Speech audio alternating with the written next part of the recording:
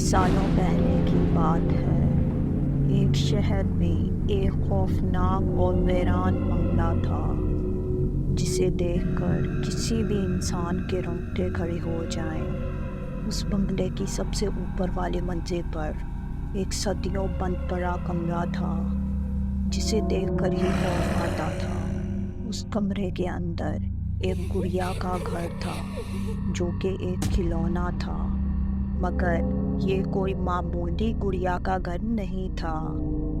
इस गुड़िया के घर के बहुत से दिल दहलाने वाले किस्से मशहूर थे। गुड़िया का घर एक खूबसूरत बच्ची की मिल्कियत हुआ करता था जिसका नाम रूही था, जो अब इस दुनिया में नहीं थी, मगर इसकी रूह अभी भी सुकून की तलाश में इस गुड़िया के घर में भटकती थी।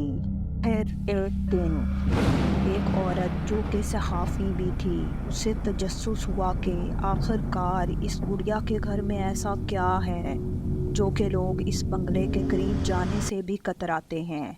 फिर इस दिया नामी औरत ने उस बंगले के अंदर छुपे राज से पर्दाफाश करने का फैसला किया।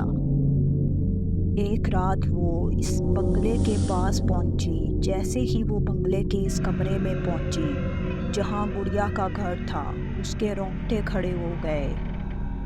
वो हिम्मत करके उस गुड़िया के घर के करीब गई और अपने कांपते हाथों से उसे उठाया।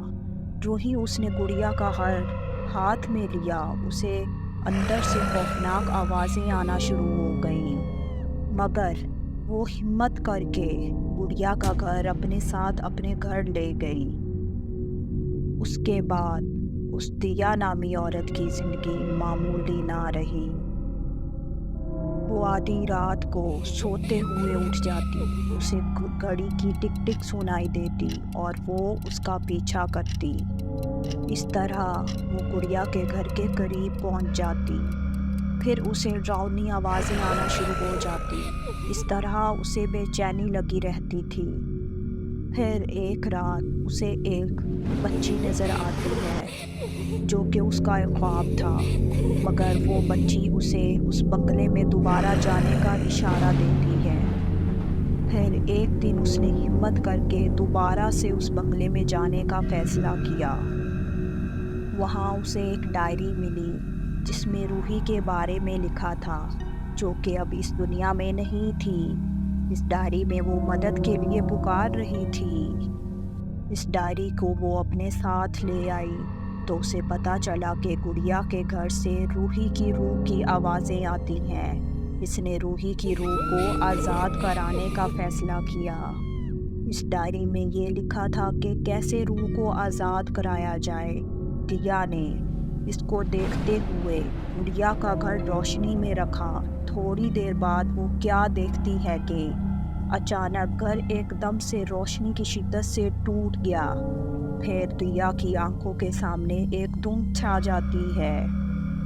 जब धुंध गायब हो जाती है तो वो गुड़िया का घर अपनी पहली हालत में उसके सामने पड़ा देखती है और वो हैरान रह जाती है। और अब वो गुड़िया का घर एक खूबसूरत और मामूली खिलौने के सिवा कुछ भी नहीं था।